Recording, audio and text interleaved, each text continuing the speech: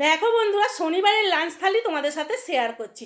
আছে গরম গরম এক বাটি ভাত, আর এটা কিন্তু আমার লাঞ্চ থালি আমি রেডি করছি। আর সাথে নিয়েছি একটা কাঁচা লঙ্কা, তার সাথে নিয়েছি স্যালাড।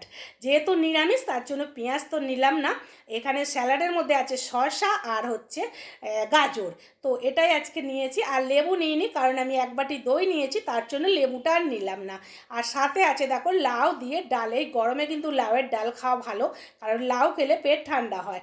এই লাউ দিয়ে ডাল, আর এই ডালের মধ্যে কিন্তু শুকনো লঙ্কা, তেজপাতা আর জিরে ফোড়ন দিয়ে আর লাস্টে ধনেপাতা দিয়ে ডালটা বানিয়েছি। এটা কিন্তু মুগের ডাল। আর এই দেখো এখানে আছে বড়ি আলু পোস্ত। এই বড়িগুলো কিন্তু বিউলির ডালের সেই বড় বড়িগুলো আছে। বড়ি আলু পোস্ত করেছি। এই বড়ি আলু পোস্ত আর ডাল খেতে আমার কিন্তু বেশ ভালো লাগে, আর শনিবারে নিরামিষ খেতে আমার কিন্তু খুবই ভালো লাগে। আর তার সাথে দেখো নিয়েছি এক বাটি টক দই। টক দই তো আমি খেতে খুব ভালোবাসি। এটা ভাতের সাথে মেখে আর পোস্ত মেখে খেতে কিন্তু খুব ভালো লাগে।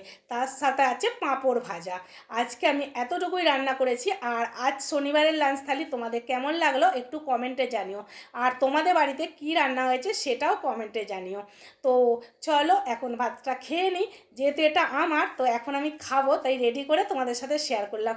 চলো আজকের মতো টাটা, সবাই ভালো থেকো, সুস্থ থেকো।